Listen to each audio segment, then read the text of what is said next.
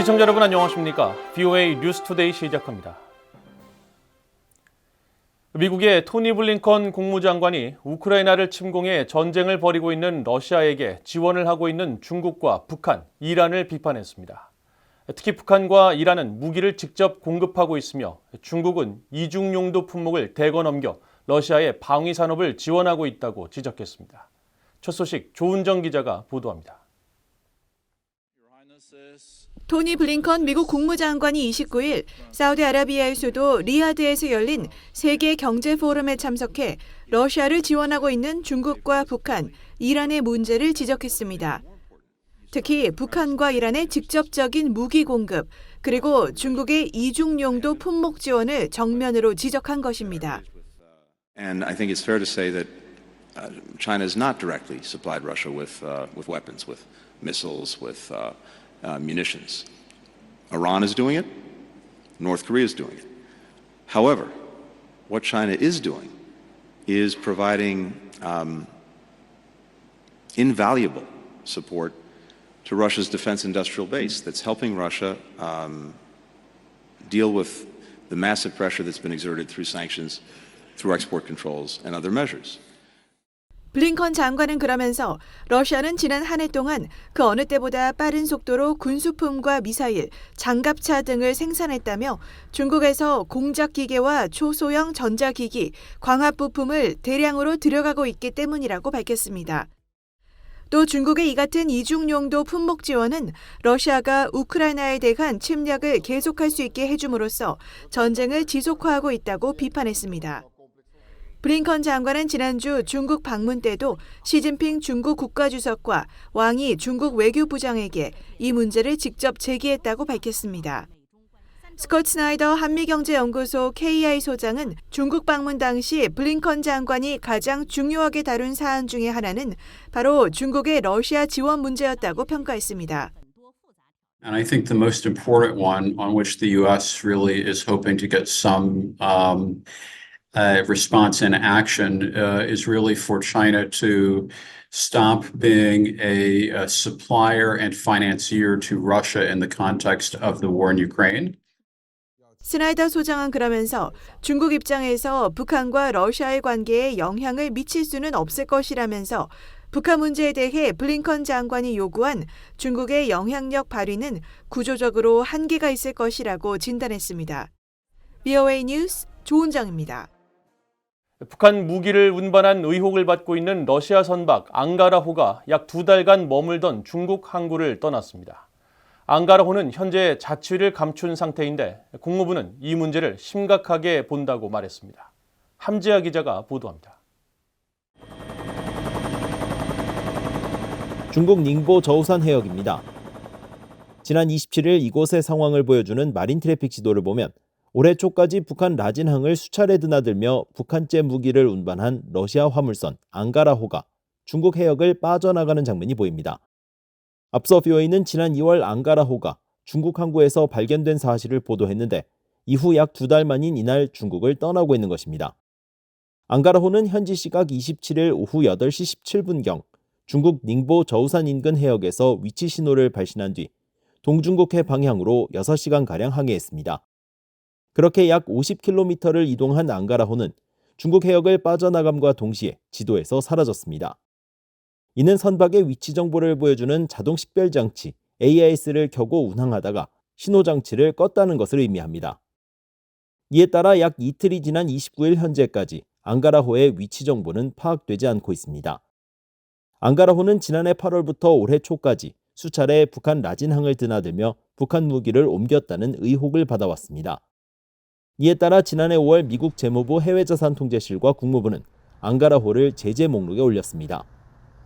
중국 정부는 앙가라호가 유엔 안보리 결의를 위반했다는 의혹을 받은 만큼 유엔 회원국으로서 억류나 입항 금지 조치 등을 취했어야 합니다. 북한의 장거리 탄도미사일 발사에 대응한 유엔 안보리 결의 2397호의 해상 차단 조치 강화 조항은 유엔이 금지한 행위에 연루된 것으로 의심되는 선박에 대해 납포와 검색, 자산 동결 조치를 취하도록 했습니다. 이 같은 상황에서 미국 국무부는 앙가라호의 중국 항구 정박 문제를 심각하게 본다고 밝혔습니다. This is something that we take incredibly seriously. You saw the secretary and Matt and myself speak about the closening of the relations we are seeing between Russia and the PRC, especially as it relates to ongoing endeavors, as it relates to the Russian defense industrial base. We think that is not just risky to the region, but it is directly an affront to Ukraine. 파텔 부대변인은 그러면서 미국 정부는 관련 행위자들의 책임을 묻기 위해 적절한 조치를 계속 취할 것이라고 밝혔습니다. BOE 뉴스 함지아입니다. 유럽의회가 본회의 마지막 날에 북한과 이란의 군사협력을 비판하는 결의안을 채택했습니다. 프랑스 스트라스부르에서 회의를 연 유럽의회는 지난 25일 본회의 마지막 날에 이란의 전례 없는 이스라엘 공격 결의안을 찬성 357대, 반대 20, 기권 58표로 채택했습니다. 결의안은 이란과 북한 간의 군사협력, 특히 핵과 탄도미사일 협력에 대해 미국이 매우 우려하고 있으며 유엔 안보리는 두 나라 간의 장거리 미사일 기술과 무기 교환을 보고했고 이것은 중동의 이란 대리 세력에게도 전달됐다고 지적했습니다. 그러면서 북한은 이란에 핵심 미사일 부품을 공급해 훨씬 더 멀리 떨어진 목표물을 타격할 수 있는 탄도미사일 개발을 가능하게 함으로써 사실상 이란이 미사일 강국이 되는 것을 도왔다고 밝혔습니다. 미국 국무부가 미국, 영국, 호주의 안보 동맹인 오커스의 확대로 아시아 태평양 지역이 핵 기뢰밭으로 변했다는 북한의 비난을 일축했습니다. 국무부 대변인은 29일 BOA에 관련 논평 요청에 오커스는 미국이 다양한 국가들과 맺고 있는 오랜 국방 및 안보 관계를 현대화한 것이라며 오커스는 인도태평양과 전 세계 평화와 안정을 강화하기 위한 것이라고 밝혔습니다. 또 3국 오커스 정상들이 분명히 밝힌 바와 같이 호주와 영국, 미국은 가장 높은 수준의 핵 비확산 기준을 설정하고 오커스를 통해 글로벌 비확산 체제를 강화하는 데 전념하고 있다고 강조했습니다. 한편 국무부 대변인은 한국의 오커스 참여 여부와 관련해서는 오커스 파트너들은 첨단 기술 역량 개발 프로젝트에 추가 파트너 참여를 위한 원칙과 모델을 개발했다면서 올해 이 역사적인 작업에 기여하고 혜택을 볼 분야에 대해 잠재적 파트너들과 협의를 진행할 것이라고 밝혔습니다. 미국이 이달 말 활동이 종료되는 유엔 대북 제재 전문가 패널의 대안을 반드시 찾아낼 것이라는 의지를 거듭 밝혔습니다. 북한의 제재 위반을 계속 감시하고 보고해야 한다고 강조했습니다. 이조은 기자가 보도합니다. 미국은 유엔 주재 미국 대사의 최근 한국과 일본 방문이 꺼져가는 대북 제재를 되살리려는 구걸 행각이라고 한 북한의 비난을 일축했습니다. 유엔 주재 미국 대표부 대변인은 26일 VOA 관련 논평 요청에 북한은 제재가 자신들의 목표 달성에 방해가 된다는 것을 알고 있기 때문에 제재를 원치 않는다고 지적하고 제재의 다른 측면은 이행이며 우리는 각국의 이행이 필요하다고 강조했습니다. 이어 우리는 전문가 패널이 해오던 일이 사라지도록 해서는 안 된다면서 북한의 불법 활동과 제재 위반 노력을 계속 주시하고 보고해야 한다고 밝혔습니다. 특히 대북제재위원회 전문가 패널에 대한 거부권은 제재 체제에 대한 거부권이 아니라고 강조하고 제재 체제는 그대로 유지되며 우리는 보고를 할 수 있는 길을 계속 찾아야 하고 궁극적으로 보고를 계속할 수 있는 메커니즘을 찾아낼 것이라고 밝혔습니다. 유엔 안보리는 지난달 28일 전체 회의를 열고 대북제재위원회 산하 전문가 패널의 임기를 내년 4월까지 1년 연장하는 내용의 결의안을 표결에 붙였지만 상임이사국인 러시아의 반대로 부결됐습니다. 앞서 북한 외무성은 지난 19일 김성경 부상 명의의 담화에서 린다 토머스 그린필드 유엔 주재 미국 대사의 한국과 일본 순방에 대해 손아래 동맹국들의 힘을 빌어서라도 맥이 빠질 대로 빠진 불법 무법의 대조선 제재 압박 소동에 활기를 부어넣어 보려는 패자의 비루한 구걸 행각에 불과하다고 주장했습니다. 지난 14일부터 20일까지 한국과 일본을 방문한 토머스 그린필드 대사는 18일 일본에서 열린 간담회에서 전문가 패널의 역할을 이어나갈 수 있는 대안을 모색하고 있다고 밝혔습니다. We are looking at what other options we can bring to the table that will continue the important work that the panel of experts was doing. We cannot have a situation where, because Russia was being reported on, that we're not having insight into what is happening on the ground there.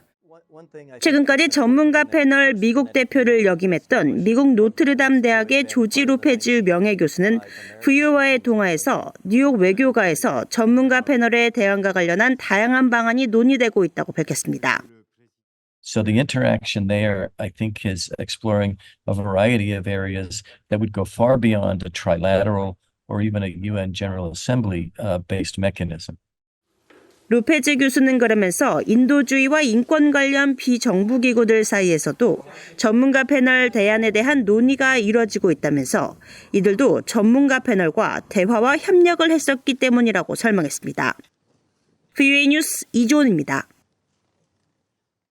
지난 17일부터 사흘간 한국을 방문했던 스티븐 켈러 신임 미국 태평양 함대 사령관이 주요 한국군 당국자들과 만나 북한의 불안정 활동을 포함한 인도태평양 영내 안보 환경에 대해 논의했다고 미국 태평양 함대 사령부가 밝혔습니다. 태평양 함대 사령부 공보실은 29일 보도자료를 통해 켈러 사령관이 이번 방안에서 70년 이상 한반도와 인도태평양의 평화와 안보를 강화해온 굳건한 미한 동맹을 재확인했다면서 이같이 밝혔습니다. 이어 지난 4월 취임한 켈러 사령관은 이번 방한 기간 동안 김명수 한국합참의장과 양용모 해군 참모총장 등을 만나 회담을 했으며 한국 해군과의 강력한 국방관계와 미한일 삼국협력의 중요성, 영내 안정에 도전하는 세력에 맞서는 연합군 간 상호 운용성 강화 의지를 재확인했다고 전했습니다. 북한 김정은 국무위원장의 이동 행렬에서 일본 고급 차량이 새로 포착된 데 대해 해당 차량 제조사들이 제재를 철저히 준수하고 있다는 입장을 밝혔습니다. 일본의 자동차 기업 토요타 미주 본사 커뮤니케이션 팀은 29일 BOA의 관련 질문에 토요타는 수출 통제 및 제재법을 포함해 각 국가 또는 지역의 법률 및 규정을 철저히 준수하는 데 전념하고 있다면서 수입 대리점과 판매 대리점에도 동일한 조치를 취하도록 요구하고 있다고 밝혔습니다. 앞서 북한 대외관용 조선중앙TV가 지난 26일 보도한 영상에 따르면 김 위원장이 25일 인민군 창건 92주년 행사 참석차 이동하는 길에 경호 차량들이 대거 투입됐는데 차량 18대 가운데 6대가 일본 토요타사의 대형 스포츠 유틸리티 차량인 랜드크루저 300 시리즈인 것으로 확인됐습니다. 또 미국 포드사의 대형 승합차인 트랜짓 2대도 지난 2월 김 위원장의 지방 행사 참석 당시 포착된 뒤 또다시 포착됐는데 이에 대해 포드 본사 커뮤니케이션 팀은 29일 BOA에 포드는 북한에 대한 미국의 제재를 전적으로 준수하고 있으며 북한 또는 북한 대리인을 통해 제품이나 서비스를 제공하지 않는다고 밝혔습니다. 한국전쟁에 참전해 미국과 한국에서 최고 훈장을 받은 고 렐프 퍼켓 주니어 미국 육군 예비역 대령의 유해가 미국 의사당에 안치돼 추모식이 진행됐습니다. 지난 8일 향년 97세를 일기로 별세한 퍼켓 주니어 대령의 유해는 29일 낮 워싱턴 DC 의사당 중앙에 있는 로툰다에 안치됐으며 추모식은 미국 의원들과 정부 및 군 관계자 등 180여 명이 참석한 가운데 엄숙히 거행됐습니다. Ralph Puckett wore our nation's highest military decoration, and in the hearts of generations of soldiers to come, the courage and self-sacrifice that earned that honor will be this great man's eternal legacy. 한국전쟁 참전 용사 가운데 의사당 조문 행사가 거행된 것은 이번이 처음이며 퍼켓 주니어 대령의 유해는 일반인들의 조문을 받은 뒤 자신의 고향인 조지아주로 향했습니다. 국제뉴스입니다. 팔레스타인 가자지구 남단 라파에 대한 이스라엘군의 공습으로 최소 22명이 사망했다고 현지 당국이 29일 밝혔습니다. AP와 로이터 등의 보도에 따르면 팔레스타인 무장정파 하마스가 통제하는 가자지구 보건당국은 이스라엘의 이번 공습으로 라파에서 어린이 5명과 여성 6명을 포함해 사망자가 발생했다고 주장했습니다. 이스라엘은 라파에 하마스의 마지막 주요 거점이 있다고 주장하면서 지상전 강행 입장을 고수하고 있으며 라파에는 팔레스타인 피난민 100만여 명이 있는 것으로 알려져 있습니다. 가자 보건당국은 이어 하루 사이 가자 전역에서 최소 34명가량이 사망하고 68명이 부상당했다면서 지난해 10월 7일 개전 이후 이스라엘군의 공격으로 사망한 팔레스타인인은 최소 34,488명, 부상자는 77,643명이라고 발표했습니다. 한편 토니 블링컨 미국 국무장관은 29일 하마스에 이스라엘이 최근 제안한 휴전안을 신속히 수용할 것을 촉구했습니다. 블링컨 장관은 사우디아라비아 수도 리야드에서 열린 세계 경제 포럼 행사에 참석해 이같이 밝히면서 이스라엘의 최근 관련 제안은 특별히 관대한 것이라면서 가자 지구 주민들과 휴전 사이에 있는 유일한 존재는 하마스라고 지적하고 나는 그들이 올바른 결정을 내리기를 희망한다고 밝혔습니다. 또 민간인 피해 방지 보장에 대한 이스라엘의 계획이 없는 상황에서 가자 남부 라파에 대한 지상 작전을 지지할 수 없다고 거듭 강조했습니다. 이스라엘 측의 제안과 관련해 로이터 통신은 이날 한 소식통을 인용해 이스라엘에 수감 중인 팔레스타인인들의 석방을 대가로 하마스가 붙잡고 있는 130여 명의 인질 중 40명 미만을 돌려받는 안을 담고 있다고 전했습니다. 미국 대학들의 반이스라엘 팔레스타인 지지 시위가 미국 전역으로 확산하고 있습니다. AP통신 등에 따르면 시위는 지난 17일 동부 컬럼비아대에서 시작됐고 당시 네마트 샤피크 총장이 미국 하원에서 반유대주의는 학교에 발을 붙이지 못할 것이라고 발언한 뒤 학생들이 교정에 천막 수십 개를 치고 이스라엘은 학살을 중단하라며 시위에 나섰습니다.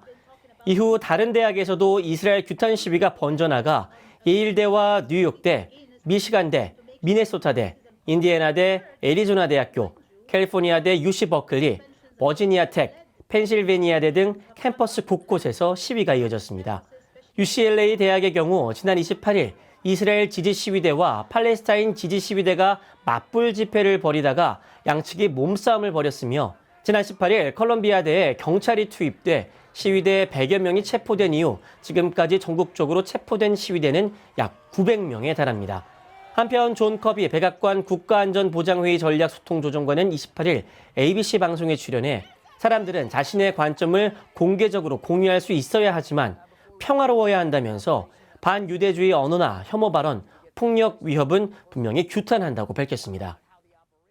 북대서양조약기구 나토의 옌스 스톨텐베르그 사무총장이 우크라이나를 예고 없이 방문해 볼로디미르 젤렌스키 우크라이나 대통령을 만나 서방국들의 신속한 무기 제공을 촉구했습니다. 스톨텐베르그 사무총장은 29일 젤렌스키 대통령과 가진 공동 기자회견에서 최근 미국을 비롯한 서방국들의 군사 지원이 지연돼 왔던 점을 언급하면서 우크라이나는 몇 달 동안 러시아 화력에 압도당해왔다고 지적했습니다.